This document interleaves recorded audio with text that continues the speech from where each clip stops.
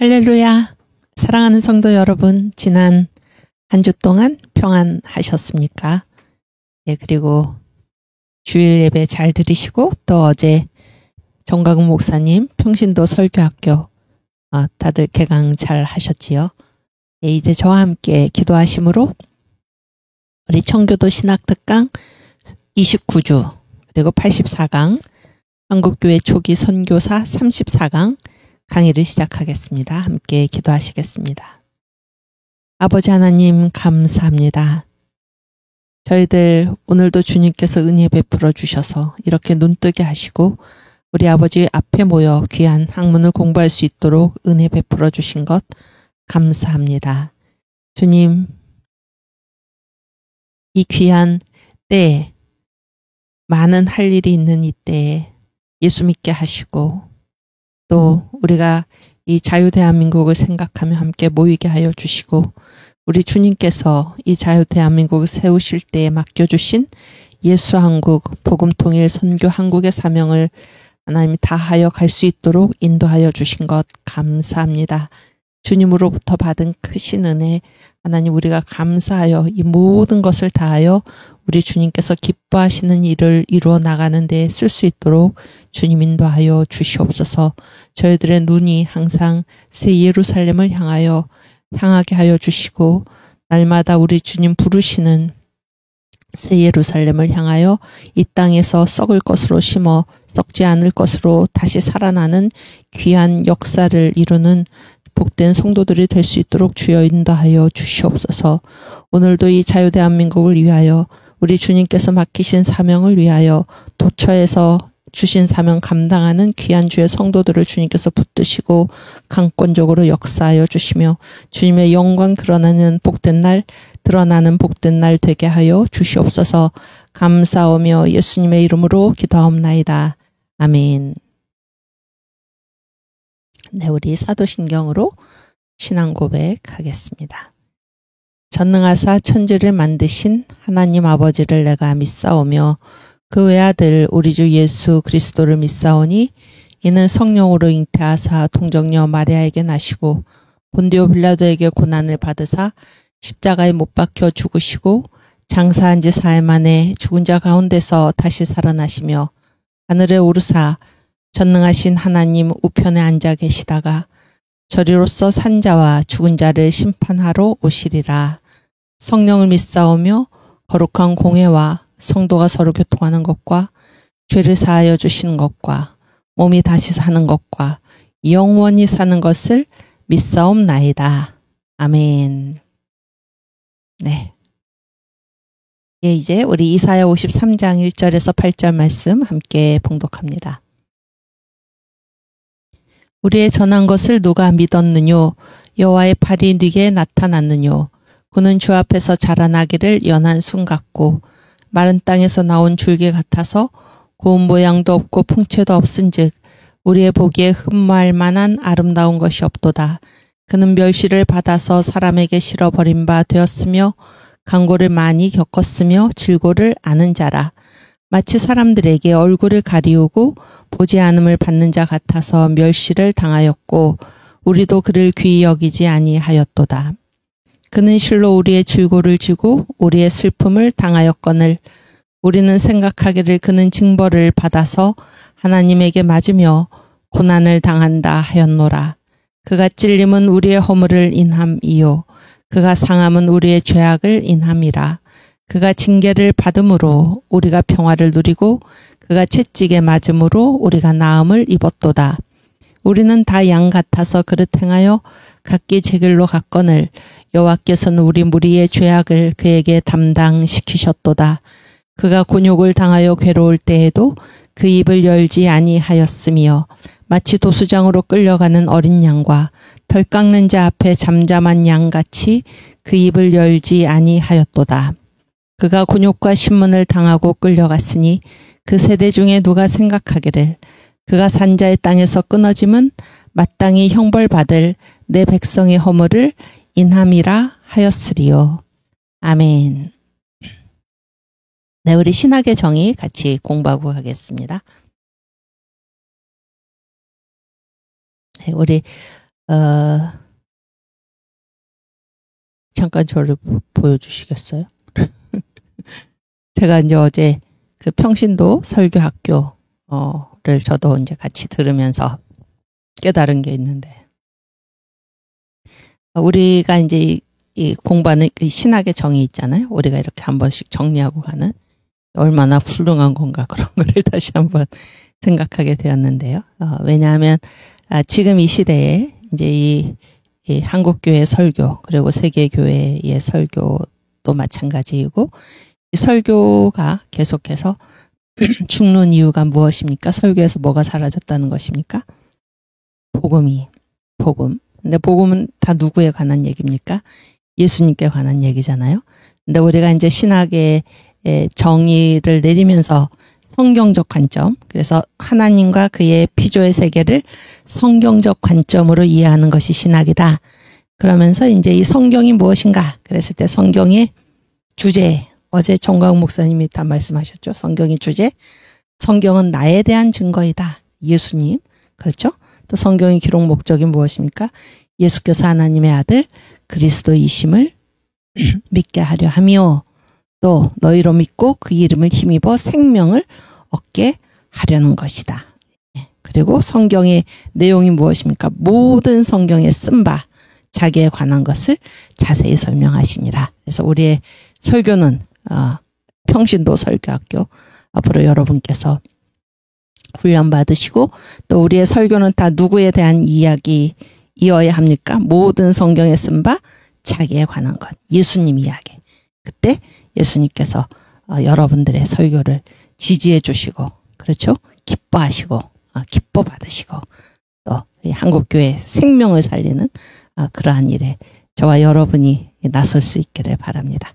우리 이런 거를 생각하면서 또 한 가지, 이 신학의 정의, 우리 청교도 신학특강, 청교도 신학원에서 이 신학의 정의가, 우리가 이제 신학이란 대개 하나님께 대한 학문이다 그랬는데, 거기에 어떤 한 축을 더 넣습니까? 하나님과 그의 피조의 세계.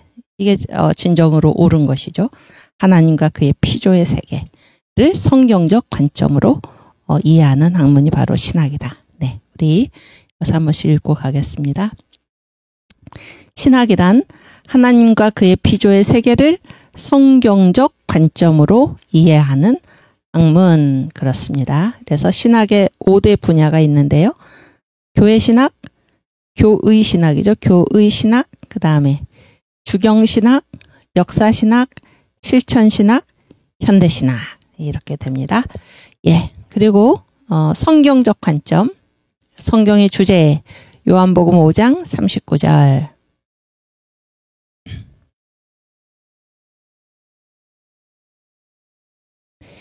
너희가 성경에서 영생을 얻는 줄 생각하고 성경을 상고하거니와 이 성경이 곧 내게 대하여 증거하는 것이로다. 아멘. 성경의 주제는 예수님, 성경은 예수님 이야기입니다.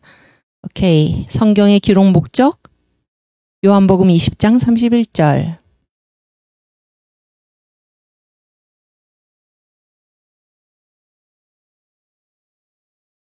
오직 이것을 기록함은 너희로 예수께서 하나님의 아들 그리스도이심을 믿게 하려 함이요, 또 너희로 믿고 그 이름을 힘입어 생명을 얻게 하려 함이니라. 아멘. 그래서 성경의 기록 목적은 둘이죠. 첫 번째, 예수가 누구신가? 하나님의 아들 그리스도이시다. 두 번째, 이 예수의 이름을 힘입어서 우리가 생명을 얻게 하시려는 것. 이것이 성경의 기록 목적입니다. 예수 이름 밖에는 구원이 없다, 그런 얘기죠. 아멘. 그 다음 성경의 내용, 누가복음 24장 27절 말씀. 이에 모세와 및 모든 선지자의 글로 시작하여 모든 성경에 쓴 바 자기에 관한 것을 자세히 설명하시니라. 아멘. 그래서 모든 성경에 쓴 바 무엇을? 자기에 관한 것. 성경은 예수님 이야기입니다. 예수님. 그런데 예수님의 별명이 무엇입니까? 복음. 그래서 우리가 복음을 전해야 된다, 그런 얘기죠. 설교 시간에 복음을 전하라. 복음밖에 우리가 할 얘기가 없습니다. 그래서 복음의 이 7대 연합, 7대 단추. 첫째 단추가 무엇입니까? 천지를 지으신 창조주께서 사람으로 이 땅에 오신 분이 누구십니까? 예수시다. 그런 얘기죠. 또 예수께서 나를 위해서 십자가에 죽으셨다. 세 번째, 나를 위해서 부활하셨다. 네 번째, 나를 위해서 승천하셨다. 다섯 번째, 나를 위해서 어떻게 다시 오시리라. 그렇죠? 그래서 일곱 번째인가요? 그 다음에 뭐예요? 나를 위해서 왕국을 이루시리라. 이렇게. 예, 이것이 복음의 7대 단축어 7대 요소죠. 7대 연합이죠. 그러니까 이것을 잘 기억하고 공부할 수 있기를 바라고. 뭔가 이렇게 엄청나게 할 일이 있었는데 이제 네. 엄청나게 할 일은 아니고 여러분이 이제 시험 있잖아요. 시험 궁금하시죠? 그래서 이제 저희가 총 100문제입니다. 100문제. 이런 걸 말해도 되죠? 네. 100문제. 100문제인데 그래서 이제 이 시험 문제를 6월 30일까지 강의를 하고, 그렇죠? 강의를 하고, 여러분이 이제 7월 31일까지, 언제까지 답안 제출이죠? 14일까지, 7월 14일까지 답안을 제출하는 거예요. 그래서 이제 7월 1일 날, 이렇게 시험 문제를 딱 공개를 해서, 여러분께서 이제 그걸 다, 이렇게, 이 유튜브 다 찾아보시면서, 유튜브를 들으면 이제 풀 수 있는 문제들, 아주 쉬운 문제들로 내신다. 다 그렇게 됐고, 그 다음에 이제 이 객관식입니다. 객관식 사지선다. 이렇게 해서 고르는 겁니다. 답을. 그 다음에 그 문항의 구성은 지금 작년에 이제 여름부터 우리가 종교개혁 신학특강이라는 그 이름으로 6월 달에 6월 초에 이제 시작이 됐고, 그렇죠? 그 다음에 한동안 쉬었다가 11월 9일에 청교도 신학 특강이라는 이름으로 다시 이제 시작이 됐잖아요. 그랬을 때 이제 종교개혁 신학 특강에서 이제 정광훈 목사님이 하신 강의를 지금 다 그 신학원 홈페이지에 올려놨지요. 거기에서 20문제. 아시겠죠? 그 다음에 이제 정성구 총장님께서 종교개혁 신학특강과 지금까지 청교도 신학특강에서 다 강의하신 중에서 30문제. 그 다음에 손원배 목사님께서도 그 종교개혁 신학특강과 그 다음에 청교도 신학특강 여기 강의하신 것 중에서 30문제. 그 다음에 저는 그 청교도 신학특강부터 이제 했었는데요. 20문제. 이렇게 해서 모두 100문제입니다. 아시겠죠? 100문제. 그리고 다시 한번 얘기하자면 이게 객관식 사지선답니다. 사지. 네. 객관식으로 하고 그래서 이제 이거를 다 이렇게 7월 1일부터 이제 시험 문제를 딱 공개를 하잖아요. 그래서 여러분이 이 2주 동안 이제 푸셔가지고 7월 14일까지 도착하도록 돼 있나요? 그렇죠. 7월 14일까지 답안지만 보내주시면 됩니다. 답안지만. 그래서 답안지는 이렇게 1, 2, 3, 4 그렇게 해서 이제 정답을 까맣게 칠해가지고 보내시면 됩니다. 그래서 까맣게 칠해야 되는데 예를 들어서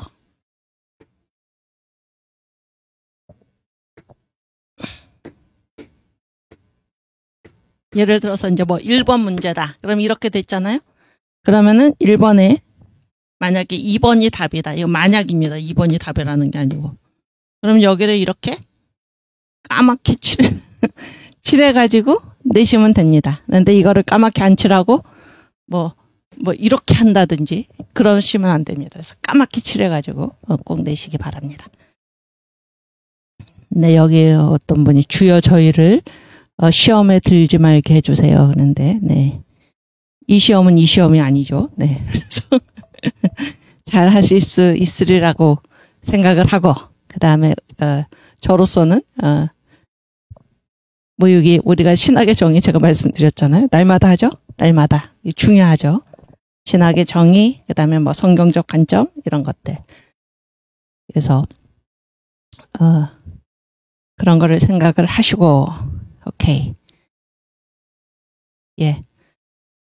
시험 문제인데, 물론이죠. 시험 문제는 다운 받으실 수 있습니다. 답안지도 다운을 받으실 수 있고. 그래서 이제 제출하는 방법이 세 가지잖아요. 세 가지. 그래서 뭡니까? 이메일. 그렇죠? 아니면 팩스. 아니면 우편. 그래서 우편에 우체국 소인이 7월 14일자 발송 그 소인 있잖아요. 도장. 7월 14일자까지 찍힌 것에 한해서. 그리고 답안 제출은 14일까지 그렇게 하시면 됩니다. 네. 그래서 여러분께서 전에 손 목사님도 말씀하셨는데 제1기에 일기로 졸업한다. 굉장히 영예로운 일이죠. 또 일기에 인물이 많이 난다. 그런 말씀도 하셨죠. 그래서 꼭 일기에 힘쓰고 애써서 일기에 졸업할 수 있기를 바랍니다. 네. 이제 다 되셨죠? 예. 오케이. 오늘은 이승만의 분노, 지금 우리가 같이 읽고 있는데요. 왕정에 대한 분노 네 번째 시간으로 진행을 하겠습니다. 그래서 우리가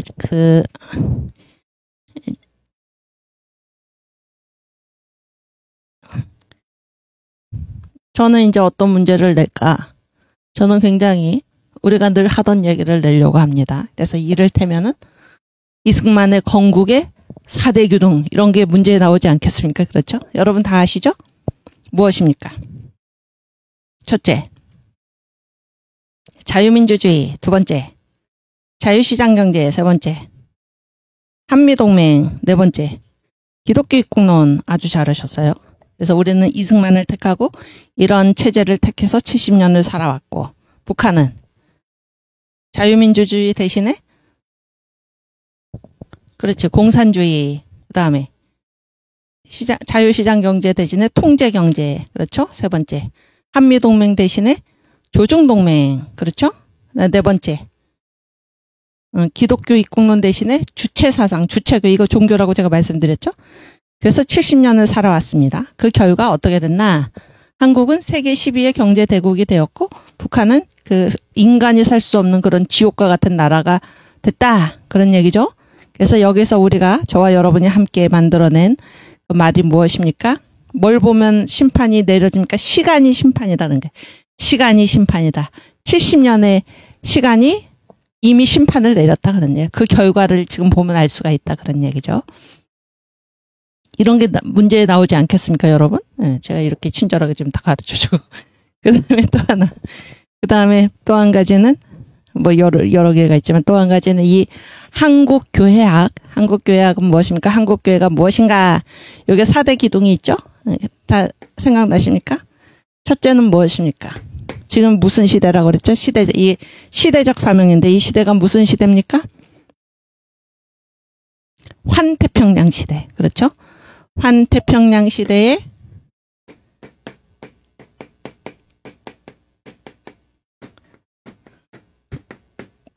우리나라가 무슨 한국입니까? 선교한국.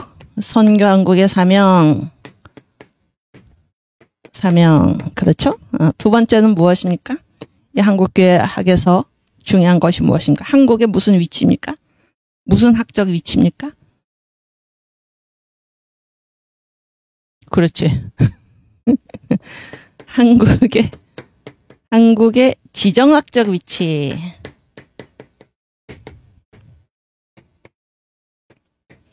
한국의 지정학이죠. 그래서 여기 이제 우리가 이게 늘 우리 이게 청년들께서 이거를 잘 붙여줘서 감사하고, 이 한국 보세요. 여러분, 우리의 사명은 어디에 있나? 그리고 이 대한민국 영토가 어디까지인가? 헌법에도 어디입니까? 한반도 전체입니다. 한반도와 그의 부속 도서들, 섬들, 그런 얘기잖아요. 그래서 이 전체가 우리의 사명이다라는 것을 늘 생각하시기를 바랍니다. 아시겠죠? 그래서 우리의 지정학적 위치가 어떤가? 그래서 이 지정학적인 위치를 하면서 그렇게 해서 국제적으로 원하는 것은 자꾸 어떻게 하려고 그럽니까? 이 한국을 북한과 남한으로 나눠서 그걸 중공이 그런 거를 바라고 있죠. 그리고 미국도 우리를 오해해서 만약에 이 한국이 통일이 되면은 중국으로 갈까봐 이런 오해를 지금 하고 있는 것이 사실 아닙니까? 그런데 그렇지 않다 그런 얘기예요. 그래서 우리 한국의 지정학적인 위치, 이 지정학적인 위치 때문에 우리가 감당해야 될 선교 한국의 사명이 있다 그런 얘기죠. 그래서 다시 한번 말씀을 드리지만 언더우드 선교사가 뭐라고 얘기했습니까? 언더우드 선교사가 앞으로 100년, 130년 전에 앞으로 일본은 군사로, 중국은 상업으로, 그러나 한국은 기독교로 일어날 것이다. 이것이 한국의 지정학적인 위치에서 우리가 갖는 사명입니다. 그래서 우리 한국이 이 마지막 남은 선교되지 않은 마지막 남은 이 중화문화권을 우리가 선교를 하고 저 중공, 붉은용 그 중국의 지금 지하 교인들이 2억 5천만이라고 그러잖아요. 근데 이분들이 누구의 어느 나라 목사님들의 말만 듣는답니까? 한국 목사님들. 그래서 미국이 한국의 자유통일을 이루도록 그렇게 미국이 많은 협조를 하면 한국은 미국이 하지 못할 일을 하겠다는 얘기예요. 이 중국의 지하교회 2억 5천만 이들이 일어나서 마치 성령 받은 120문도 이 기독교인들이 로마 제국을 삼켰듯이 로마 제국을 정복했듯이 복음으로 그래서 이 중국의 지하교회 2억 5천만이 이 중국 전체를 복음으로 삼킬 것이다 그런 얘기죠. 한국이 그 일을 미국 대신에 하겠다 그런 얘기 아닙니까? 이런 얘기를 제가 하는 게 아니라 지금 누가 하셨습니까? 예전에 정광훈 목사님께서. 이게 한국의 지정학적인 위치입니다. 그래서 우리가 복음의 빛으로 북한을 뚫고 그렇죠? 동북 삼성을 뚫고 또 저 중공 공산주의를 무너뜨리고 인도 이슬람의 강을 건너서 예루살렘까지 그래서 선교 한국의 사명을 이루는 그 일 그것이 한국의 지정학적인 위치에서 갖는 사명이다 그런 얘기예요. 또 시대적인 위치는 무엇입니까? 이 환태평양 시대 복음의 촛불이 지금 미국과 한국에 있고 미국과 한국 사이에 바다가 태평양이잖아요. 복음의 촛대가 지금 미국과 한국에 있다. 그래서 환태평양 시대 복음의 촛대가 우리한테 있을 때 우리가 감당해야 될 사명이 있고 한국의 지정학적 위치에서 오는 사명이 있다 그런 얘기입니다. 특별히 한국은 이 북한의 자유대한민국 북쪽에 지금 공산주의 국가가 지금 들어서 있잖아요. 공산주의 국가.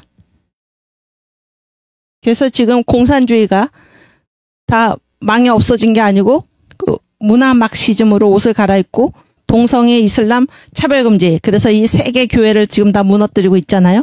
그런데 한국은 거기다가 또 하나 뭐가 있습니까? 북한의 이 공산주의의 최악의 변형 형태인 주사파 김씨 세습왕조 그런 것들이 지금 버티고 있고 또 더구나 심각한 거는 이 남한에도 이 주사파 정권이 들어서서 그렇죠? 우리를 이 지정학적 위치에서 하는 얘기가 무엇입니까? 대륙동맹과 해양동맹이죠. 그래서 우리를 해양동맹에서 끊어내가지고 어디로 자꾸 가려고 그럽니까? 북한과 중국과 러시아로. 그래서 이제 이 한국교회학의 두 번째 기둥이 뭔가? 한국의 지정학적 위치. 첫 번째 기둥이 뭡니까? 환태평양 시대 선교한국의 사명. 그렇죠? 그래서 이거는 시대사적인 인류사적인 문제다 그런 얘기예요. 거기서 우리가 읽는 것이 무엇입니까? 정광훈 목사님의 시국선언문 두 번째 시국선언문이죠. 네, 그거는 한국의 시대사적인 사명, 인류 역사적 사명입니다. 그리고 어제 우리가 그 큰 터닝 포인트를 하나 그었는데 그것이 무엇입니까? 평신도 설교 학교입니다, 여러분. 또 하나가 무엇입니까? 국민혁명당입니다. 또 하나가 더 있다면 무엇입니까? 바로 여러분들 청교도 신학원, 청교도 신학특강에 계신 여러분들. 그래서 우리가 여기서 배워서 주님의 복음으로 이 나라를, 이 세계를 완전히 뒤집어 엎는 그런 사명이 누구한테 있습니까? 바로 여러분들, 저와 여러분께 있다라는 사실을 우리가 기억할 수 있기를 바랍니다. 오케이. 그 다음에 세 번째가 무엇입니까? 세 번째가 기독교 입국론이죠. 기독교 입국론. 언더우드 1세와 이승만 대통령. 네 번째가 무엇입니까? 반공이죠. 반공산주의. 기독교 대 공산주의. 이것이 한국 교회학의 4대 기둥입니다. 이것을 기억하시기를 바랍니다. 네. 오케이. 그러면 우리가 선교한국, 오랜만에 선교한국을 부르면서 지금 한국교회학을 왜 배우고 있는가. 그리고 다시 한번 얘기하면 두 축이 있죠, 두 축. 그래서 한국교회학이란 복음이 한국에 들어와서 한국을 어떻게 바꾸어 놓았는가, 이런 거를 이제 공부하는 것인데, 그래서 두 축이 무엇인가? 복음을 전해준 선교사들이 있죠. 그 대표적인 선교사가 누굽니까? 언더우드 1세. 그리고 언더우드가는 4대에 걸쳐서 지금 한국 선교를 계속 했기 때문에 이 언더우드가 이 한국 선교, 그리고 이 복음을 받아들여서 변화된 그런 분의 대표적인 분이 누구십니까? 이승만, 우리의 국부, 건국 대통령 이승만입니다. 왜 이승만인가? 복음이 이 한국을 어떻게 변화시켜 놓았는가라는 것을 개인으로부터 나라까지 전체적으로 대표하는 분이 누굽니까? 바로 이승만입니다. 이승만. 그래서 국부 이승만이 이 복음으로 또 성령 세례를 감옥 안에서 받아서 그가 완전히 변화돼서 새 사람 되어서 그 이후에 일생은 다 성령의 권능으로, 그렇죠? 복음 붙들고 살아나간 그 행적이 바로 이승만 개인의 일생이요. 또 그 개인의 일생은 곧 우리 자유 대한민국 건국의 역사라는 사실을 우리가 생각하게 됩니다. 이 한국교회학의 두 축이 이렇다라는 것입니다. 우리 선교한국 같이 찬양하겠습니다. 영원한 주님의 십자가 사랑 우리를 재촉하시네. 복음 들고 예루살렘 향해 일어나 너 거침없이 나아가라. 아멘. 모진 고난 핍박이 와도 우리 믿음 더욱 견고해 선포하리. 하나님 나라 주님의 교회 승리하리라. 주님의 명령 따라 한국교회 일어나리라. 죽음 앞에서라도 돌아서지 않으리. 부흥의 불길 따라 선교한국 일어나리라. 우리 주님 다시 오실 때까지. 아멘. 새 예루살렘 찬양 드리겠습니다. 새 예루살렘. 네, 새 예루살렘을 향하여 이 모든 일을 우리가 하는 이유가 무엇입니까? 주님 부르시는 새 예루살렘.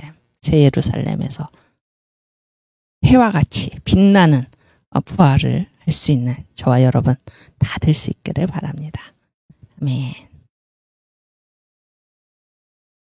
세상 모든 수고 끝나 우리 장막 벗고서 모든 근심 걱정 사라진 뒤에 주를 뵙고 성도 함께 면류관을 쓰리라.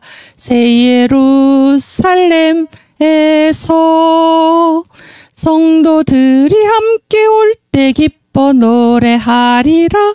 새 예루살렘 새 예루살렘 호산나를 높이 불러 왕의 왕을 맞으리. 새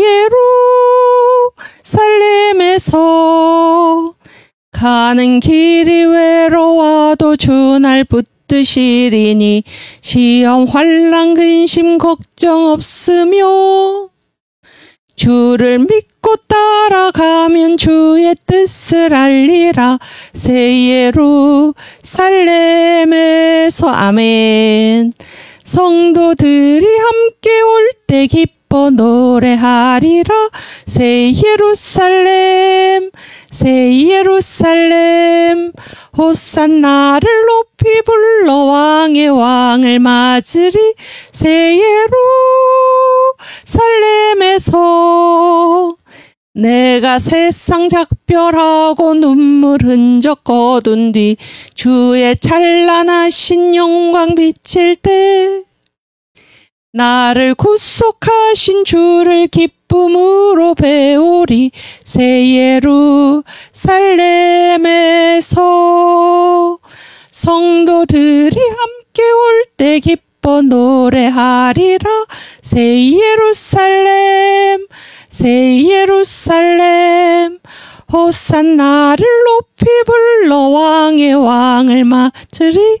새 예루살렘에서 아름다운 그곳에서 구속받은 성도와 사랑하는 주를 만나 배울 때 주의 영광 노래하며 영원토록 살리라. 새 예루살렘에서 아멘. 성도들이 함께 올 때 기뻐 노래하리라. 새 예루살렘 새 예루살렘 호산나를 높이 불러 왕의 왕을 맞으리. 새 예루살렘에서 아멘. 네, 언더우드 1세하고 이승만 네, 공통점이 무엇입니까? 바로 기독교 입국론이죠. 기독교 입국론. 또 하나 공통점이 무엇입니까? 공통점이 뭐 한둘이 아니지만 새 예루살렘 신앙입니다. 새 예루살렘 신앙. 그래서 언더우드 1세 우리가 전에 사진을 봤었는데 왜 증조부의 영향, 그 다음에 뭐 아버지의 영향. 그런데 아버지, 언더우드의 아버지가 갖고 있었던 굳은 신앙이 뭔가 재림 신앙입니다. 재림 신앙. 그래서 주님 오시기를 고대했던 그런 것이 언더우드에게 고스란히 이 아버지의 신앙이 물려져서 언더우드도 평생을 재림 신앙을 가지고 또 한국 교회 사람들에게 이 재림 신앙, 주님께서 다시 오신다 이런 것을 가르쳤던 그런 분입니다. 또 우리 건국 대통령 이승만 대통령께서는 1904년에 러일 전쟁이 일어나니까 그 이전에 이게 한국인들을 교육으로 깨우리라. 그래서 미국이 이제 모델 국가가 됐잖아요. 그래서 뭐 영어를 알려주기 위해서 뭐를 집필을 했습니까? 영한사전을 집필을 했는데, 그렇죠? F 항목까지 이렇게 정리를 하던 그때 러일 전쟁이 일어나서 지금 영한사전이 중요한 게 아니다. 그래서 영한사전 집필을 중단하고 그리고 나서 쓴 책이 무엇입니까? 바로 독립정신이잖아요. 그래서 독립정신을 다 쓰시고 그 마지막에 결론 부분이 뭔가 하면은 독립주의의 6대 실천 강령이죠. 6대 실천 강령. 그리고 그것을 다 끝나고 나서 말하신 게 무엇입니까? 이 6대 실천 강령이 중요한데 뭐가 없으면 더 헛수고라는 것입니까? 이 교로서 나라의 근본을 삼지 않으면 바로 기독교 입국이죠. 기독교 입국. 그리고 나서 그 가장 마지막 부분에 뭐라고 말씀하십니까? 우리 다 같이 천국에서 만납시다. 우리 다 같이 천국에서 만납시다. 어떤 신앙을 가지고 독립정신을 쓰셨습니까? 새 예루살렘. 부활신앙. 그렇죠? 그래서 우리의 눈을 한시라도 이 새 예루살렘에서 떼지 않도록. 그렇죠? 우리가 눈을 떼면 우리의 삶은 방향을 잃어버리고 어디로 가는지 알 수가 없기 때문입니다. 언더우드 1세, 이승만 여러 가지 공통점이 있는데 그 중에 하나가 무엇인가? 재림신앙입니다. 재림신앙. 아멘. 네, 우리가 지난 시간에 이제 독립정신 얘기도 하고 그 다음에 그 38선의 지정학 그런 얘기를 했잖아요. 오늘 계속해서 공부를 하겠는데 일단은 오늘 우리가 할 일이 많은데 일단은 그 한국교회학의 기둥 이거죠. 기독교들 공산주의 두 번째 글을 읽겠습니다. 장로신문에 네, 띄워주세요. 우리 함께 읽겠습니다. 한국교회학의 기둥 네 번째, 기독교와 공산주의 2, 이승만의 글, 공산당의 당부당. 제가 오늘 이렇게 강의를 준비하면서 보니까 이 독립정신에서도 우리 민족한테 공산당적인 기질이 이미 있었던 거예요, 이미. 그래서 독립정신 1904년 책이잖아요. 아직 공산주의 국가가 나오기도 전인데 그런 내용이 이제 이 독립정신의 그 챕터 2에 나옵니다. 2에. 어쨌든 이 글을 읽겠습니다. 이승만의 글, 공산당의 당부당. 인류의 평등주의라는 공산당의 주장은 대개 합당하나 그 주장 실현을 위한 방법은 찬동할 수 없다. 그래서 1917년 러시아 공산국가가 출현한 지 6년 뒤 1923년 이승만은 그가 여러 해 전 창간한 태평양지에 공산당 당부당이라는 논설을 싣습니다. 앞선 글에서도 밝혔거니와 우리가 앞에 이제 예전에 읽었었죠. 당시 시대 대세는 인간의 힘으로 인류 사회에 유토피아를 건설할 수 있다는 공산주의의 메시지에 홀린 듯 흘러갔습니다. 특히 지식인들이, 지금도 지식인들이 지금 정신을 안 차리고 있죠. 특히 지식인들이 이 장밋빛 환상에 사로잡혔습니다. 그러한 때에 이승만은 공산당의 당부당을 논하고 나섰습니다. 우선 이승만은 공산당주의의 세기적인 20세기죠. 세기적인 그리고 세계적인 확산을 전념이라는 말로 표현했습니다. 공산당주의가 이 20세기에 나라마다 사회마다 안이 전파된 곳이 없어 혹은 공산당이라 사회당이라 무정부당이라 하는 명목으로 극렬하게 활동하기도 하며 혹은 자유권 평등권의 명의로 부지중 전념하기도 하여 전제 압박하는 나라에나 공화 자유하는 백성이나 그 풍조의 촉감을 받지 않은 자 없도다. 네, 다음으로 이승만은 공산당의 공통된 주장은 인류의 평등주의라고 보았습니다.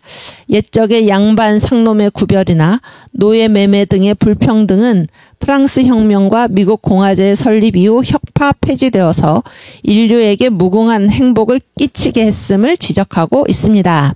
그런데 현대로 오면서 이러한 신분상의 구별이 빈부의 구별로 바뀌어 옛 모습을 재현함으로 해서 공산당의 평등주의가 나오게 되었다고 보았습니다. 이승만은 공산당의 평등을 만들자는 주의는 대개 합당하다 할 것이나 어떻게 균평하게 만들 것인지에 대한 공산당의 주장은 별개의 것이라고 단언했습니다. 요즘이랑 비슷하죠? 요즘 무슨 얘기합니까? 평화를 얘기하죠, 평화. 그런데 그 평화를 어떻게 이룰 것인가? 라는 거에 대해서 이 북한과 주사파 정권이 갖고 있는 생각하고, 그렇죠? 이 대한민국주의자들이 가지고 있는 생각은 전혀 다른 것입니다. 그래서 인류가 평등하자, 그 정신은 좋지만 어떻게 평등을 이룰 것인가라는 방법은 별개의 문제다. 그러니까 공산주의자들의 주장에 동의하지 않는다. 그런 얘기죠. 네. 그래서 이승만이 본 공산당의 대표적인 폐해 5가지. 이승만은 공산당주의 중 시세에 부당한 것 5가지를 말합니다. 첫째, 재산을 나눠 가지자는 공산당의 주장이다. 그러면 일하지 않고 얻어먹는 자가 나라 중에 가득할 것이다. 지금 어떻습니까? 지금 일하지 않고 얻어먹는 자가 지금 어떻게 되고 있습니까? 그런 거를 지금 부추기고 있죠, 정부가. 그렇지 않습니까? 대기업 다 없애자. 그런 얘기 아닙니까, 지금? 둘째, 자본가를 없이 하자는 주장이다. 자본가가 경쟁하지 않으면 상공업 발달이 없어 지혜와 문명이 퇴보할 것이다. 셋째, 지식계급을 없이 하자는 주장이다. 그러면 모든 이들이 우매해질 것이다. 넷째, 종교단체를 혁파하죠. 여기서 혁파하자는 거는 없애자 그런 얘기예요. 없애자는 주장이다. 그러면 인류의 덕과 정의가 사라질 것이다. 다섯째, 정부도 없고 군사도 없으며 국가사상도 다 없이 한다는 주장이다. 이는 현 공산국가인 러시아만 보더라도 정부, 군사, 국가가 그대로 존재하여 스스로의 주장을 부정하고 있으니 그 주장의 부당함은 더 설명할 필요가 없다. 그래서 이 공산주의의 특징이 무엇입니까? 지금 여기 보면은 러시아만 보더라도 지금 정부도 있고 군사도 있고 국가도 다 그대로 있는데 말로는 말로는 어떻게 하자는 겁니까? 정부도 없애고 군사도 없애고 국가 사상도 다 없애자 그런 얘기죠. 그러니까 그들의 말과 그들의 실제가 일치합니까? 일치하지 않습니까? 일치하지 않죠? 이런 게 뭡니까? 이런 게 바로 거짓말이죠. 거짓말. 누가 거짓의 아비입니까? 예수님 말씀에. 누가 처음부터 살인한 자요? 거짓의 아비입니까? 마귀, 사탄이. 그렇죠? 요한복음 8장 44절 말씀 함께 읽고 가겠습니다.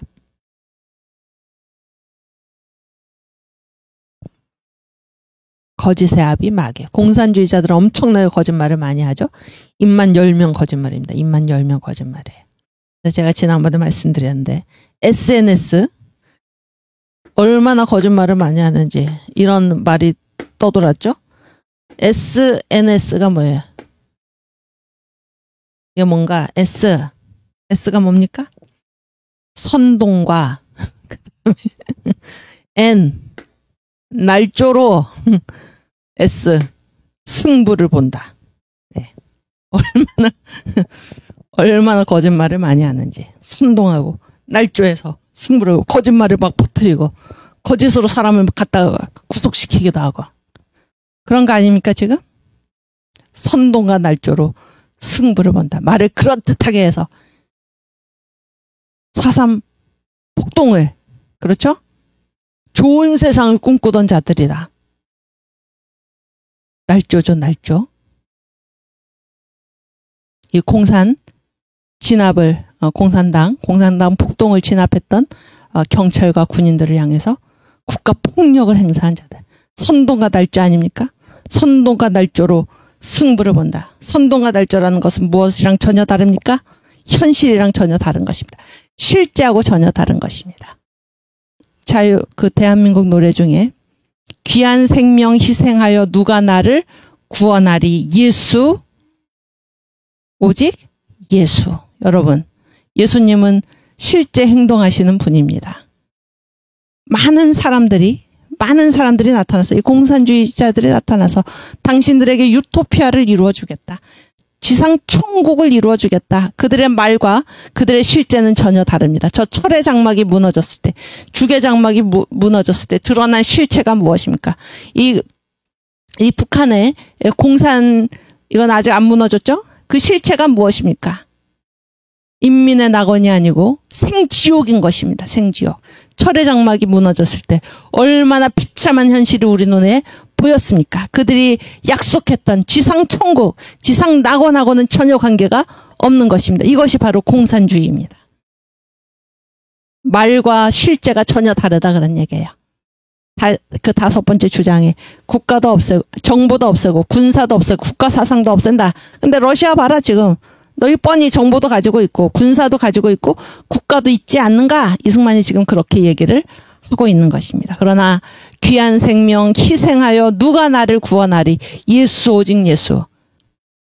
실제로 우리를 구원하신 분. 실제로 당신의 목숨을 바치셔서 우리를 보혈로 값주고 사신 분은 말씀과 현실이 일치하는 분은 누구십니까? 예수님.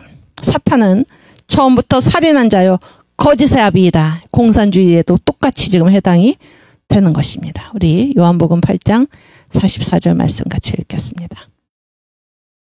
너희는 너희 아비 마귀에게서 났으니 너희 아비의 욕심을 너희도 행하고자 하느니라. 저는 처음부터 살인한 자요 진리가 그 속에 없으므로 진리에 서지 못하고 거짓을 말할 때마다 제 것으로 말하나니 이는 저가 거짓말장이요 거짓의 아비가 되었음이니라. 아멘. 그렇죠?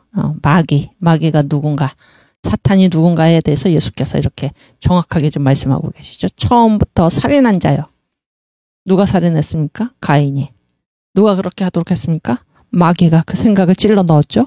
처음부터 살인한 자요. 거짓말의 거짓의 아비이다. 이렇게.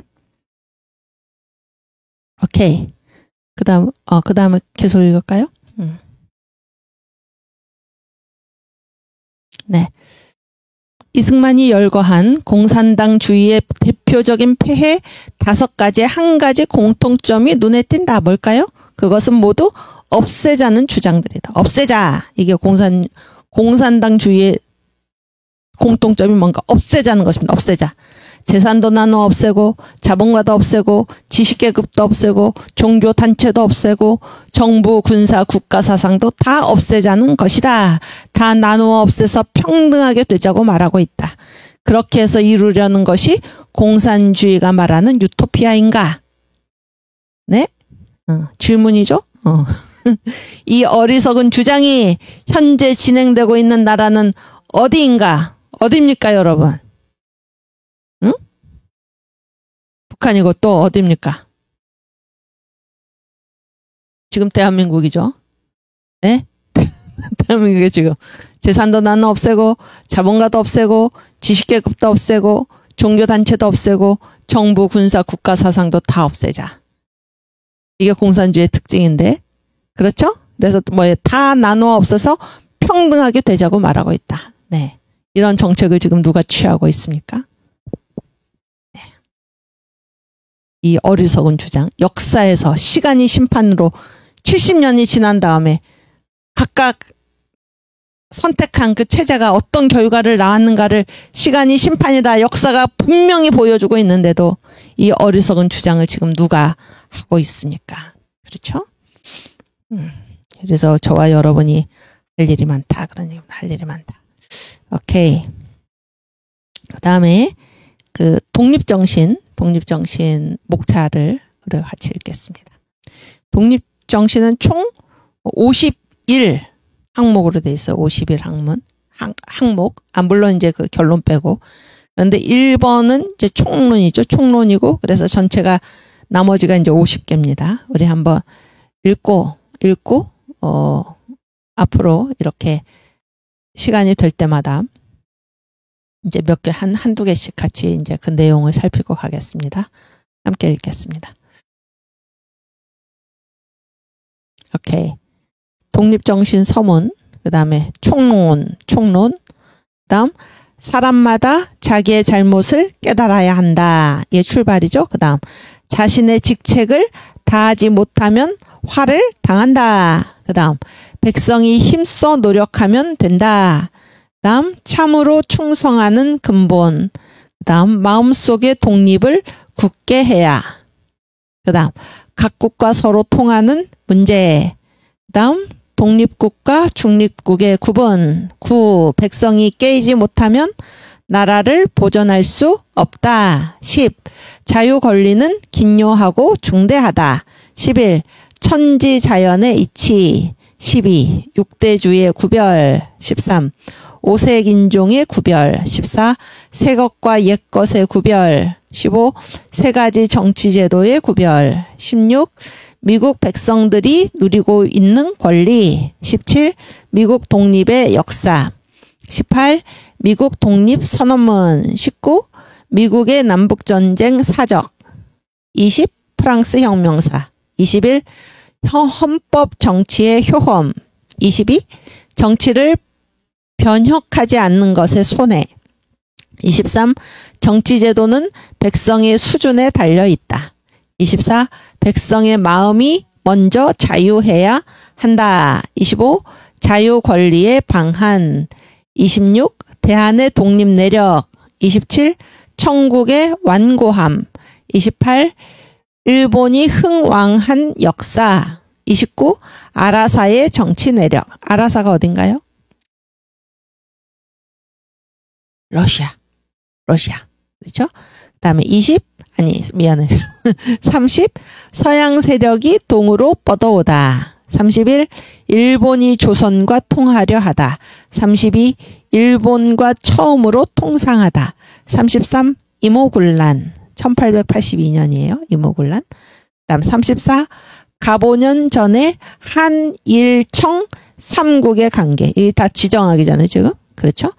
갑오년은 1894년 청일전쟁 일어나던 해죠. 35. 갑신 난리의 역사. 이거는 왜? 갑신정변 1884년. 36. 공사를 처음으로 서양에 보내다. 어느 서양 어디입니까? 그렇지, 미국이죠. 한미 수호 통상조약이 1882년에 맺어졌죠. 그다음 갑오 전쟁, 청일 전쟁의 근본 원인. 그다음 갑오 전쟁 후의 관계. 그다음 아라사의 세력이 요동을 침범하다. 따짝새 기억나시죠? 따짝새. 비바람. 이게 다 러시아의 야욕과 칠러파 관리들. 고목가 기억나시죠? 그다음 40. 청국의 의화단 사변. 이게 뭡니까? 외국인은 원수처럼 여겨서 그런 얘기죠. 지난번에 했었죠. 그다음에 41. 일본과 어디가 싸운 겁니까? 러시아. 그렇지? 일화 전쟁의 근본 원인. 그다음 갑오 을미 동안의 대한의 상황. 갑오는 청일전쟁이고 을미는 갑오년 다음이 을미년이거든요. 을미사변 아시죠? 민비시해. 그때의 대한의 상황. 그다음 43.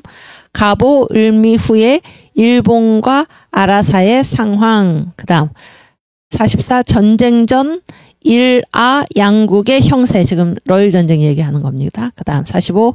일아 교섭의 결말. 46. 일아 전쟁 개전 후 대한의 상황. 47. 일본인의 목표가 바뀌었다. 그래서 일본이 태도가 바뀌어서 이제 완전히 이 동양, 그렇죠? 이 야욕을 지금 불태우고 있는 거예요, 일본이. 이걸 알아본 거예요, 이승만이 이미. 48. 대한이 청일아 삼국에게 해를 입음. 지정학적 위치에서 볼 때 청나라, 일본, 아시아는 다 어디 한반도의 주변 국가입니까? 아니면 멀리 있는 국가입니까? 가까이죠. 바로 주변국이잖아요. 그래서 이승만이 왜 미국을 얘기를 했습니까? 미국을 우리의 개화의 모델로 삼아야 된다. 두 가지 이유죠. 지난번에 해서 첫 번째, 미국은 어떤 나라입니까? 우리나라에 영토적인 야심이 없다. 그래서 이게 청일아 삼국이잖아요. 청일아 삼국. 청이 어디입니까? 중국이고 일은 일본이니까 아는 러시아잖아요. 그런데 왜 미국인가? 청나라는 이미 쇠했고 이미 망해가고 있고, 그 다음에 일본과 아시아는 우리나라에 뭐를 갖고 있다는 거예요. 일본은 이쪽에 있고 러시아는 이쪽에 있어서 우리나라의 영토적인 야욕을 가지고 있는데, 그래서 왜 미국인가? 미국은 일단 첫 번째 뭐가 없습니까? 영토적인 욕심이 없고 우리나라에 대해서. 두 번째는 무엇입니까? 미국은 국민 주권이 누구한테 있다는 것입니까? 국민에게 있는 국민 주권의 민주주의 국가이기 때문에 우리가 미국을 모델로 해야 된다. 그런 얘기를 했죠. 독립정신에서 이미. 그렇죠? 그래서 청일아 삼국에게 해를 입었다. 이걸 기억하시기 바랍니다. 우리 이 주변국가가 우리를 어떻게 대했나 그런 얘기고, 여기도 이제 읽어보면은 결국 누가 끌어들였나? 우리가 끌어들였다는 거예요. 우리가. 이 세 나라를. 그래서 우리의 독립을 우리 스스로 지킬 생각을 안 하고 끌어들여서 해결하려는 이런 것 때문에 오히려 우리나라가 해를 입었다. 이런 얘기를 이제 이런 말씀을 하고 있는 겁니다. 그다음에 49. 우리는 좋은 기회를 여러 번 잃어버렸다. 우리한테도 심각한 문제죠. 우리가 좋은 기회를 잃어버려서는 안 됩니다. 지금 우리 제2의 건국 시기를 놓쳐서는 안 됩니다. 50. 일본 정부의 의도. 51. 일본 백성들의 의도. 그리고 이제 후록. 독립정신 후록. 독립주의의 기묘한 조목. 6대 실천 강령. 이렇게 독립정신이 이제 구성되어 있습니다. 구성되어 있는데 오늘은 그중에 첫 번째, 두 번째를 같이 거기서 중요한 내용을 함께 읽겠습니다. 그 밑에 표에 네, 서문부터 띄워주세요. 그래서 제가 이제 그 중요하다고 생각한 거를 간단하게 적어놨어요. 독립정신 서문에 이런 얘기가 나옵니다.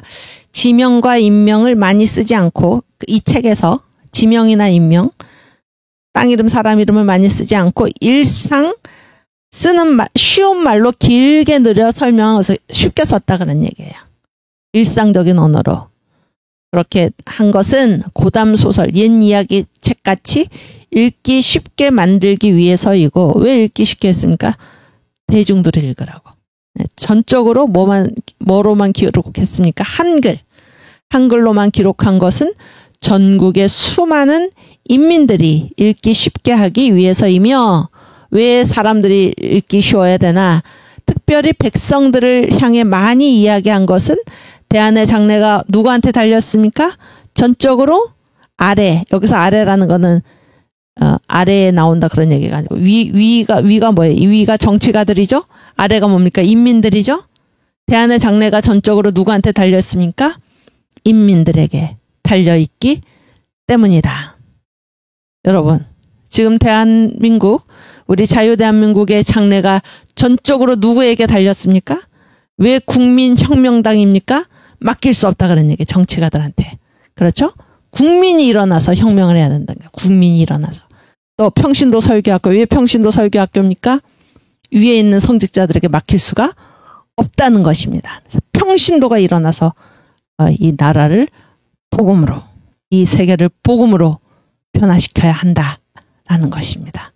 이승만이 독립정신을 인명이나 지명을 많이 쓰지 않고 일상 쓰는 말로 쉽게, 옛날 이야기 읽듯이 쉽게 읽도록 한 것은, 그리고 한글로만 쓴 것은 누구에게 읽히기 위해서?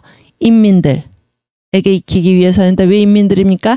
이 아래에 있는 인민들, 위에 무슨 정치가들이 아니라, 배운 자들이 아니라 이 아래에 있는 인민들이 대다수잖아요. 이들을 일깨워서 이 나라의 장래가 누구에게 달렸다는 것입니까? 아래 백성들에게, 아래 인민들에게. 그런 얘기입니다. 평신도 설교학교 마찬가지고 국민혁명당 마찬가지입니다. 우리의 운명을 한심한 저들에게 맡길 수가 없다는 것입니다. 사명의식도 없는 저들에게 맡길 수가 없다는 것입니다. 우리가 깨어 일어나서 여러분이, 먼저 계신 여러분들이 전도하고 복음을 전하고 일깨워서 우리 이 제2의 건국, 그리고 예수한국, 복음통일, 선교한국의 사명을 누가 이루어야 할 것인가? 우리 스스로, 남에게 맡기지 말고. 그런 얘기입니다. 그 다음 총론. 네, 총론 함께 읽겠습니다.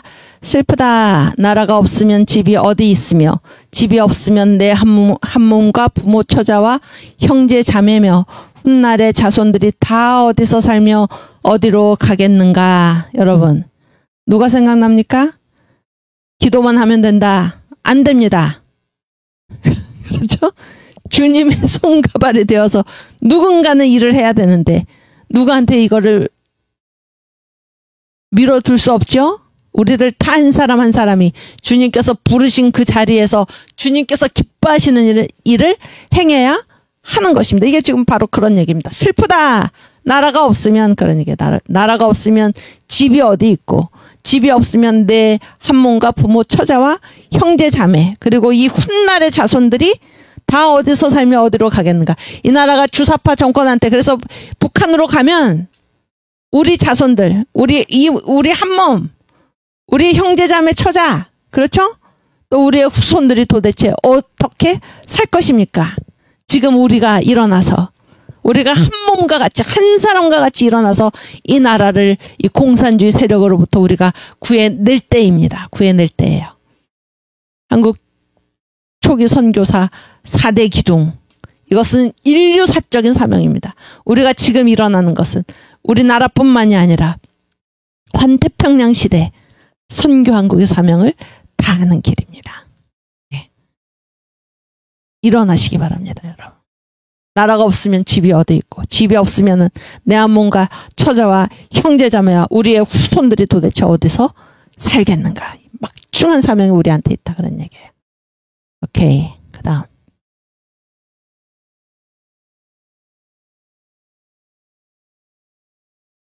네, 보여주세요.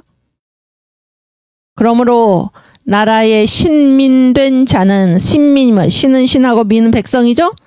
빠지는 사람 없다, 그런 얘기예요. 나라의 신민된 자는 상하 귀천을 막론하고, 위에 있으나 아래에 있으나 귀하거나 천하거나 막론하고 화복, 재앙과 복, 안위, 편안함과 위태함이 다 같이 어디에 달려 있습니까? 나라에 달려 있습니다. 나라에. 여러분, 우리가 무슨 얘기를 했습니까? 신앙은 체제의 문제이다. 그런 얘기를 했죠. 신앙은 체제의 문제이다. 예. 체제가 있어야 신앙도 있고 그런 얘기죠. 우리 대한 삼천리 강사는 곧 2천만의 생명을 싣고 풍파거센 대해에 외로이 가고 있는 배와 같다. 한마디로 얘기하면은 우리 대한 삼천리 강산이 뭐라는 겁니까? 한 글자. 배. 그렇지? 이 배인데 이 배에 몇 명이 타고 있어 지금. 여기 2천만. 2천만이 타고 있는데 그 배가 어디로 다닙니까? 바다로 다니잖아요? 바다로 다니는데 이 바다가 지금 어떻게 되고 있습니까? 풍파가 거센 대세에 외로이 가고 있는 외로이. 지금 우리의 운명이 그렇다 그런 얘기예요. 생사와 죽고 사는 것과 존망, 계속 유지가 되는가 망하는가 이런 생사와 존망의 급함이 조석 아침 저녁에 달려 있으니 이게 하루아침에 바뀔 수 있다 그런 얘기죠. 이는 삼척 동자라도 다 짐작하는 바이다. 여러분 어떻습니까? 지금 이 대한민국에 지금 형편이랑 똑같죠? 우리 대한 삼천리 강산이 곧 5천만의 생명을 싣고 북한까지 합치면 7,500만의 생명을 싣고 그렇죠? 풍파거센 대에 외로이 가고 있는 배와 같은데 옛날에는 삼척 동자라도 다 짐작하는 바이다 그랬는데 알고 있습니까 여러분? 네, 옛날에는 그 배우지 못했던 그 사람들도 다 짐작하는 바이다 이렇게 지금 청년 이승만이 얘기하고 있는데 지금 이 나라에 사는 사람들 우리의 운명이 지금 조석에 달려있다. 우리의 생사와 우리의 존망이 위급함이 조석에 달려있다라는 사실을 알고 있습니까? 어떻습니까? 그렇죠? 또 어떻게 위태한지 어찌하여 이렇게 되었는지는 아래에서 다시 말하겠지만 지금 어떤 상황입니까? 우리는 지금 당장 물에 빠져가고 있는 배 안에 앉아 있으니 여러분 정신 차리시기 바랍니다. 우리는 지금 당장 물에 빠져가고 있는 배 안에 앉아 있으니 정신을 차리고 봐야 할 것입니다. 어제 그 누구입니까? 그 민노총 11월 그들의 계획을 우리가 다 들었죠? 무슨 말은 사회 대전 아닌데 그게 뭐예요? 이제 공산주의 하겠다는 얘기 아닙니까? 공산주의 하겠다. 기업을 뭐 50% 이상 국유화하고, 집도 나라에서 나눠주고 이게 공산주의 아닙니까? 지금 우리가 어떤 형편에 있습니까? 어떤 형편에 있나?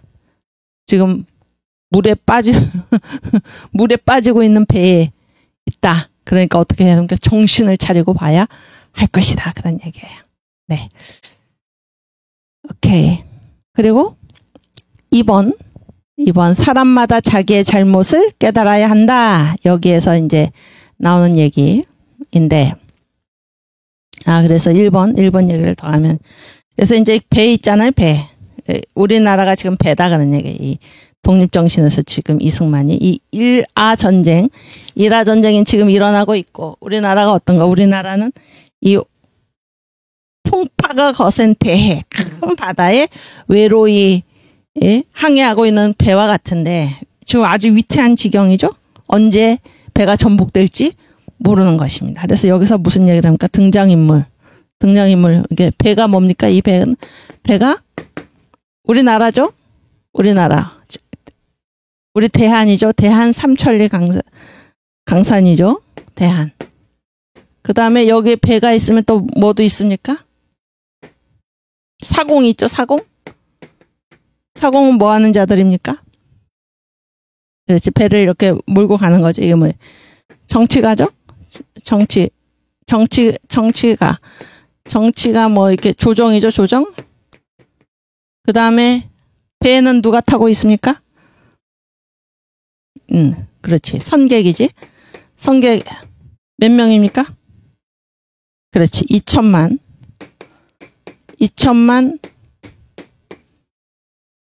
이때는 국민 개념이 아니죠. 아까 왜 미국을 모델로 했나? 미국은 국민 주권의 민주주의 나라잖아요. 그러니까 주권이 누구한테 있습니까? 국민한테 있다니까 국민이라는 말은 주권을 가진 사람들입니다. 주권을 가진 사람들. 그러나 아직까지 국민이라는 말을 우리는 쓰지 않고 있죠. 국민의 탄생이 언제입니까? 한국에서는 1948년 이후에 자유 대한민국이 건국이 되고 나서. 그러니까 이게 얼마나 역사적인 사건인지. 이 반만년 역사에서 국민의 탄생, 주권을 가진 국민의 탄생이 그때가 처음입니다. 왜 이 날을 기념하지 않는 것입니까? 그렇죠? 이때는 이제 2천만 인민이죠, 인민. 주권이 누구한테 있습니까? 왕정이니까 왕한테 있잖아요. 그렇죠? 성격이 그렇고. 그랬을 때 또 누가 이게 이제 배가 막 뒤집어지려고 그러죠?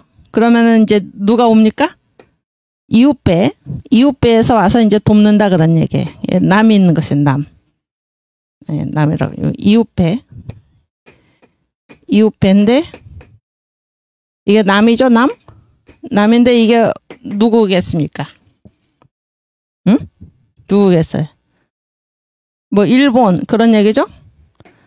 일본 또 뭐 청나라 그다음에 러시아 그다음에 뭐 하여튼 뭐 서양 나라 이런 등등등이죠. 등등등. 보세요. 이웃이니까 뭐 되게 이 정도죠. 되게 이 정도인데. 그래서 지금 어떻게 됐나? 이 배가 이렇게 평상시와 같이 평온하게 물결이 잔잔하고 그러면은 뭐예요? 누가 하면 됩니까? 사공이 하면 되지, 사공이 하면 되는데 지금 이 배가 뭐 이렇게 풍랑이 거세가지고 이제 배가 이제 뒤집어질 지경에 있다 그런 얘기. 뒤집어질 지경에 있고 막 물이 배 안으로 들어오고 그런 얘기. 물이 배 안으로 들어오고.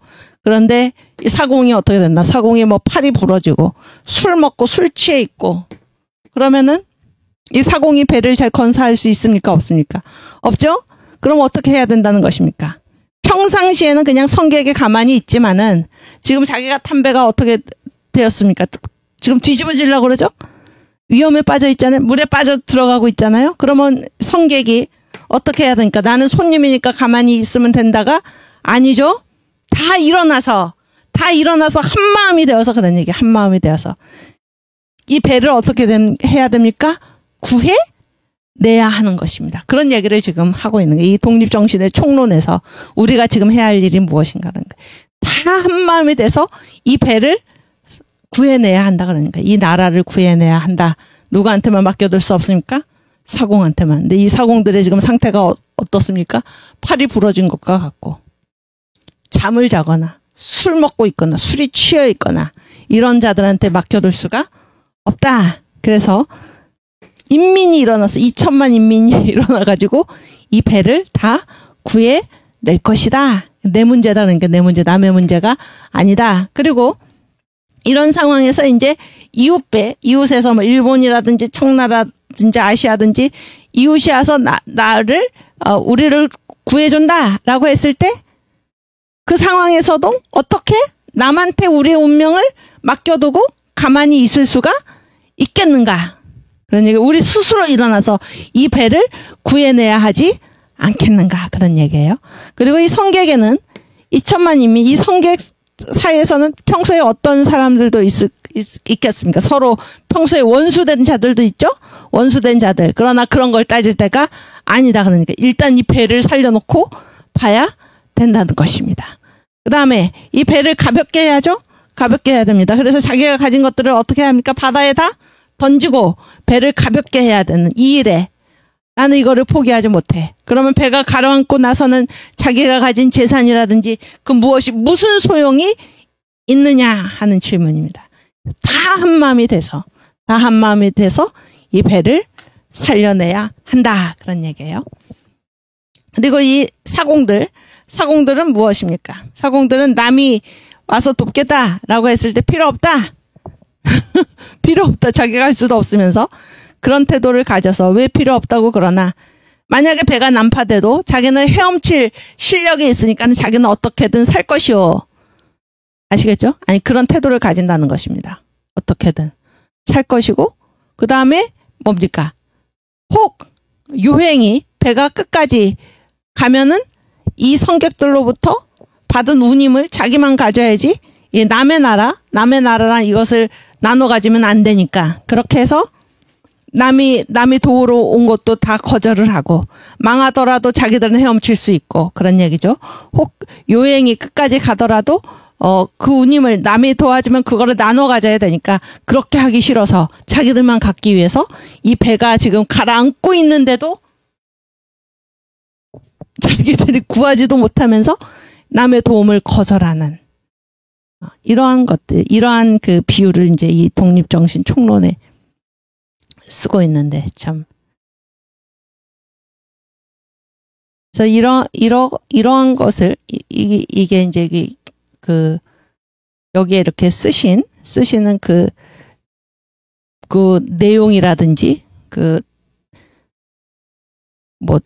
단어의 선택 이렇게 말하면 너무 경망스러운, 그 모든 것들이 성령께서 주시는 직관이 아닌가 그런 생각이 듭니다. 왜냐하면 청년 이승만이 이때 나이가 몇 살 되었습니까? 1904년이면 29살이에요. 여러분 29살 청년이, 우리 아까 목차 읽었잖아요. 이런 것들을 이렇게 환하게 밝히 볼 수 있었겠습니까? 성령께서 그에게 지혜를 주신 것이 아닌가 그런 생각을 하게 됩니다. 왜냐하면 이승만이 한성 감옥에서 어떻게 했습니까? 예수를 만나고 성령의 체험. 그런 인사이드 아웃의 그 능력으로, 성령이 주신 은사로 이러한 지금 얘기를 하고 있는 것이 아닌가 그런 생각을 하게 됩니다. 오케이.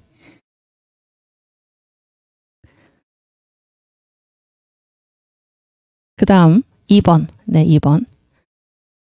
사람마다 자기의 잘못을 깨달아야 한다. 같이 읽겠습니다.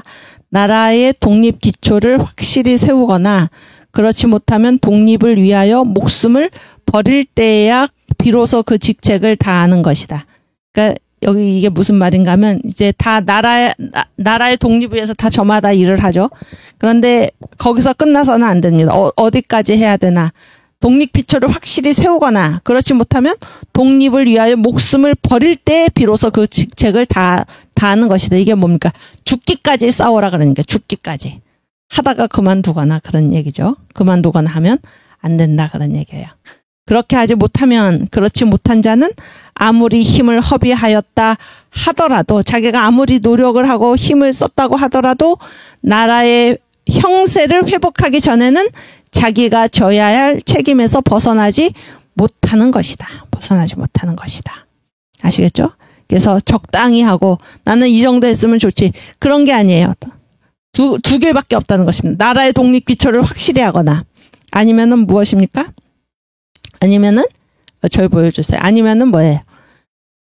독립을 위해서 죽기까지 해야지, 그때야 비로소 책임을 다했다고 할 수 있지.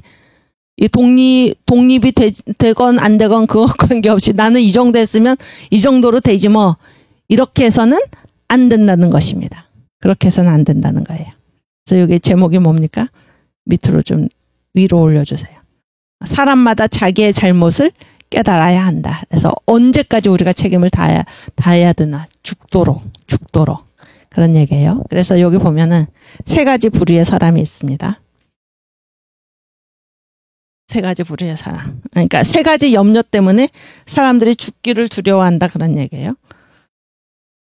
여기 볼까요? 세 가지 염려 때문에. 첫째,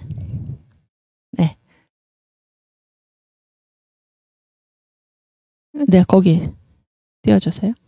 좀 위로 올려주세요. 왜 사람들이 끝까지 죽기를 각오하고 싸우지 않나? 첫 번째는 내가 죽은 후에 알아줄 사람이 없을까봐. 네, 이승만 얘기는 내가 죽은 후에 알아줄 사람이 없을까봐 염려할 필요가 없다 그런 얘기예요. 염려할 필요가 없다. 왜 염려할 필요가 없습니까? 그때 그 사람은 이름도 없이 빛도 없이 죽었지요. 그러나 어떻습니까? 역사가 기록한다 그런 게, 역사가. 정광훈 목사님 어떻습니까? 지금 이 시간이 심판이다 지금 드러나고 있죠. 2019년에 6월 8일에 7가지 제목을 가지고 시국 선언을 했을 때 다 목사님을 향해서 뭐라고 그랬습니까? 그렇죠? 그런데 지금 2년 시간이 흐른 뒤에 그때 목사님이 광화문에서 그 시국 선언을 하지 않았다면, 그래서 광화문에 그 많은 인류 사이에 그런 최대의 인파가 모이지 않았다면 지금 이 대한민국이 어떻게 되었을까 하는 얘기를 지금 다 하고 있지 않습니까? 네. 그래서 내가 죽은 후에 알아줄 사람이 없을까봐 나는 죽지 못하겠다. 그런 거는 염려할 필요가 있는 게 아니다. 그런 얘기예요. 나는 내 할 일 하면 된다. 그런 얘기예요. 그 다음. 두 번째, 왜 사람이 죽기까지 못 싸우나? 보세요. 두 번째는 어떤 염려 때문인가? 의를 행하다가 내가 죽은 다음에 나로서 끝난다는 거예요. 그래서 남이 내 뒤를 안 따를까봐. 아시겠죠? 내가 죽기까지 싸웠는데 내 뒤를 따라오는 사람이 없을까봐 죽기까지 못 싸운다. 그거는 내가 신경 쓸 일이 아니다. 그런 얘기예요. 내가 신경 쓸 일이 아니다. 그렇죠? 나는 어떻게 하면 돼요?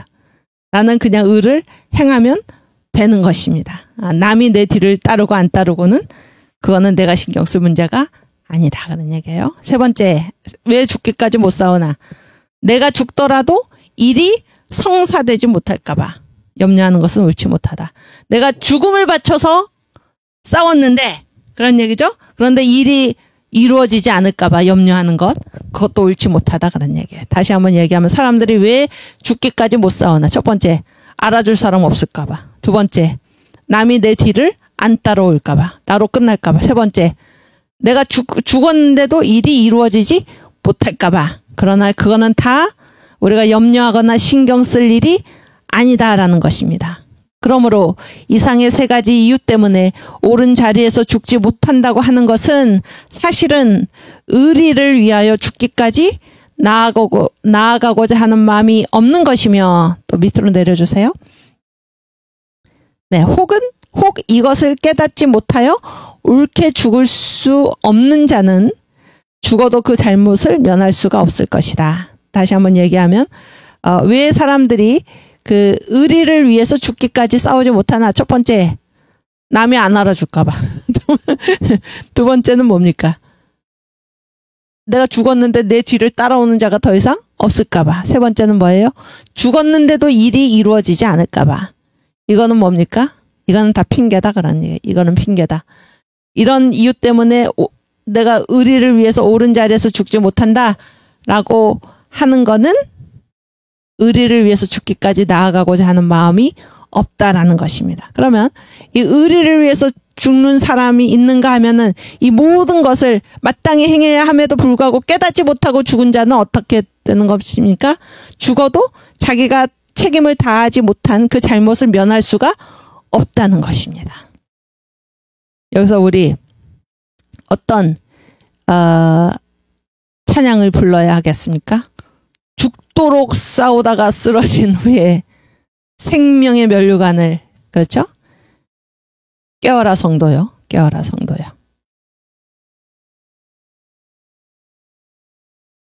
우리 주님을 위해서 주님이 부르신 그 사명을 가지고 우리가 죽도록 충성하는 저와 여러분이 되기를 바랍니다. 우리 주기철 목사님의 찬양 깨어라 성도요. 함께 찬양하겠습니다. 깨어라 성도여 징조를 보라. 신랑 예수 구름 타고 오시려 한다. 환난과 핍박이 날 기다리니 믿음으로 이길 준비 어서 합시다. 깨어라 주재림 가깝다. 주를 위해 살다가 주 위에 죽자. 우리의 힘으로는 옳게 못 살고 내 신앙 가지고는 순교 못하니 성령 권능 나에게 충만케 하사 성경대로 살다가 죽게 하소서. 깨어라 주재림 가깝다. 주를 위해 살다가 주 위에 죽자. 3절. 마귀는 내 믿음을 빼앗으려고 사망 권세 가지고서 위협을 하나. 강하고 담대하여 두려워 말라. 승리자 예수님이 나의 편이다. 깨어라. 주재림 가깝다. 주를 위해 살다가 주 위에 죽자. 주님의 이름 위에 옥에 갇히고 갖은 고생 다 하다가 죽을지라도 십자가의 큰 은혜 생각할 때에 아직도 내 고생이 부족하도다. 깨어라. 주재림 가깝다.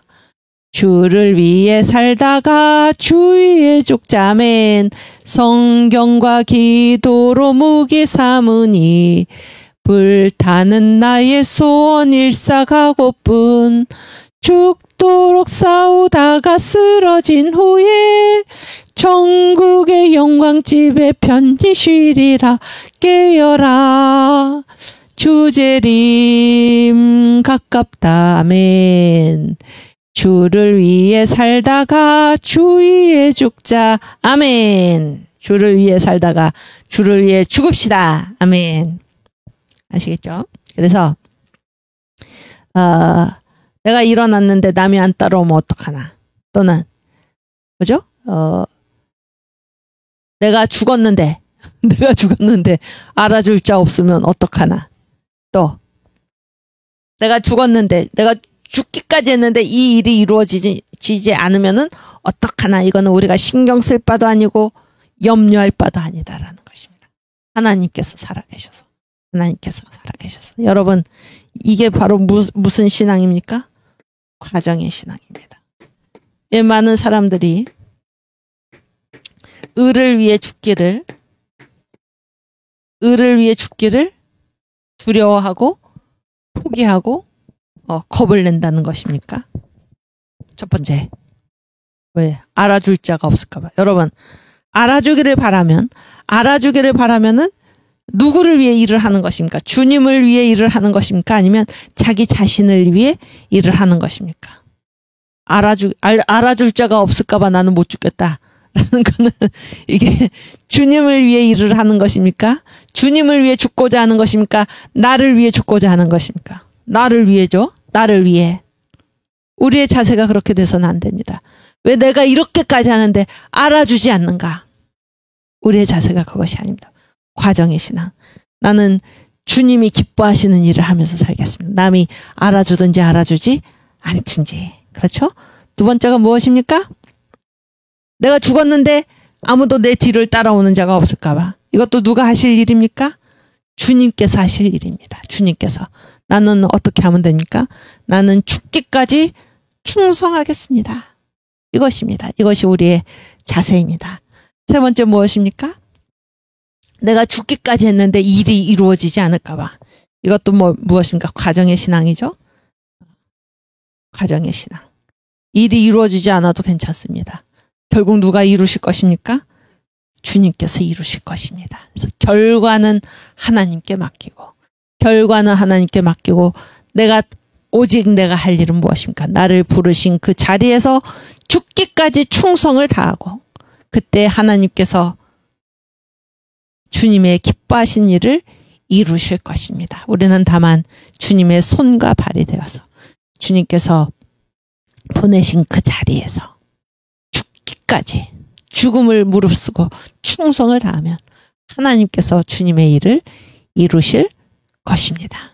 아멘. 이 신앙 가지고 우리 제2의 건국, 주님께서 부르시는 예수한국, 복음통일, 선교 한국의 사명을 감당하기 위해서 날마다 죽도록 충성하는 저와 여러분이 되기를 주님의 이름으로 축원합니다. 아멘. 오케이. 오늘 이제 이승만의 분노잖아요. 분노. 이 분노라는 것은 무엇입니까? 분노라는 것은 지금 이 상황이 문제가 있다는 것입니까? 없다는 것입니까? 문제가 있다는 것이죠. 문제가 있다. 문제가 있다. 그래서 제가 한번 말씀을 드렸지만 그 정광 목사님 설교에 이 부활하신 예수께서 자꾸 이렇게 대화에 끼어드시잖아요. 그래서 엠마오로 가는 두 제자의 대화에 끼어드신 이유가 뭐라고 말씀하셨습니까? 너희가 하는 대화에 문제가 있다. 그렇죠? 또 베드로아 고기가 있느냐 물으시는 이유가 무엇이었습니까? 너희가 하는 일에 지금 문제가 있다. 그래서 분노라는 것은 무엇입니까? 지금 이 상황에 대해서 만족하지 않고 그런 얘기입니다. 여기에 문제가 있다. 이런 의식이 바로 분노를 일으키는 것입니다. 우리 주님께서 우리 대화에 끼어드시는 것은 거기에 문제가 있다라는 것입니다. 이 분노라는 말이 굉장히 그래서 중요한 말입니다. 중요한 말이에요. 아무렇지도 않다. 지금 이 상태가 아무렇지도 않다. 아니다라는 것입니다. 오케이. 그래서 그 글을 읽고 마치려고 하는데요. 49에서 54 파워포인트.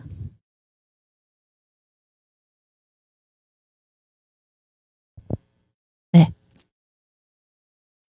그래서 이거는 이제 닫는 글입니다. 닫는 글. 근데 제가 제목을 물론 이제 그 닫는 글의 제목은 부정을 보고 일어서지 않는 백성은 죽은 것이다. 죽은 백성은 분노하지 않는다 그런 얘기예요.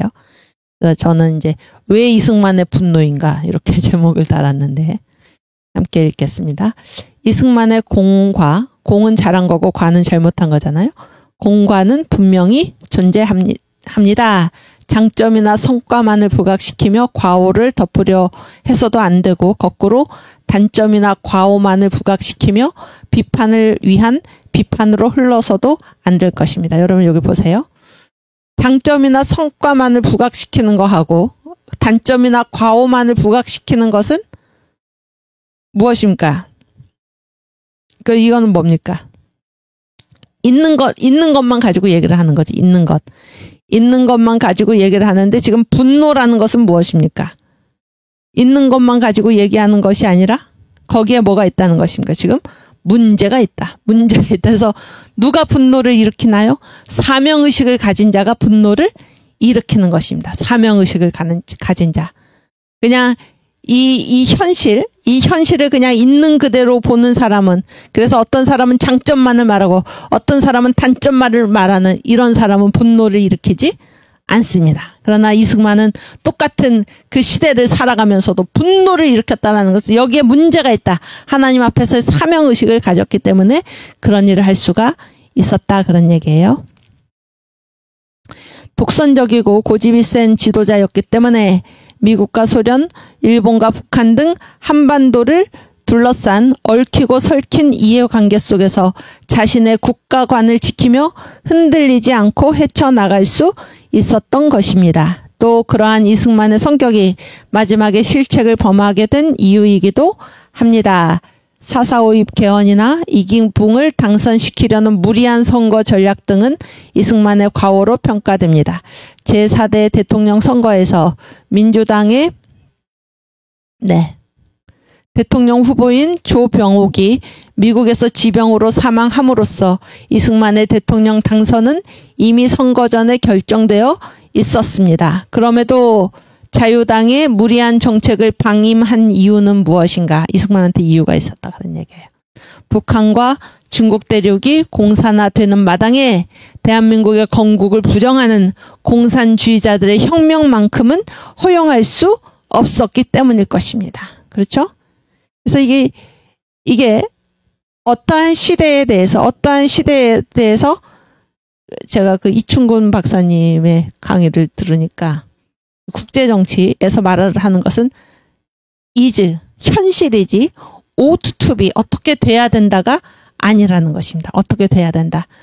사람이면 마땅히 이렇게 돼야 된다가 아니라 지금 그 현실에서 이승만이 왜 그렇게 무리하게 자유당의 그 무리한 정책을 왜 방임을 했나. 그때 우리나라 형편이 그런 얘기, 공산국가로 넘어가는 것을 볼 수가 없었기 때문에 그래서 이 실제가 어떤가가 지금 중요하다 그런 얘기. 실제가 어떤가. 왜 이승만이 미국에 대한 분노를 일으켰습니까? 미국이면 무조건 줘야 하고 그런 차원, 그 오투투비가 아닙니다. 오투투비가 아니고 왜 미국의 분노를 일으켰습니까? 미국이 어떻게 하고 있었습니까? 그때 미소 공동위원회 그래서 어떻게 하고 있었습니까? 공산당에 대해서 단호한 태도를 취하지 않고 그런 얘기죠. 좌우 합작으로 이러한 그 정부를 권하고 그랬을 때 그러한 미국에 대해서 그러한 현실에서는 마땅히 분노를 일으켜야 했던 것입니다. 분노를 일으켜야 했던 거예요. 11시군요. 그래서 내일 다시 읽기로 하고 우리 주기도문 하고 마치겠습니다. 하늘에 계신 우리 아버지여 이름이 거룩히 여김을 받으시오며 나라의 임하옵시며 뜻이 하늘에서 이룬 것 같이 땅에서도 이루어지이다. 오늘날 우리에게 일용할 양식을 주옵시고 우리가 우리에게 죄 지은 자를 사하여 준 것 같이 우리 죄를 사하여 주옵시고 우리를 시험에 들게 하지 마옵시고 다만 악에서 구하옵소서. 대개 나라와 권세와 영광이 아버지께 영원히 있사옵나이다. 아멘. 네, 감사합니다. 내일 다시 뵙겠습니다.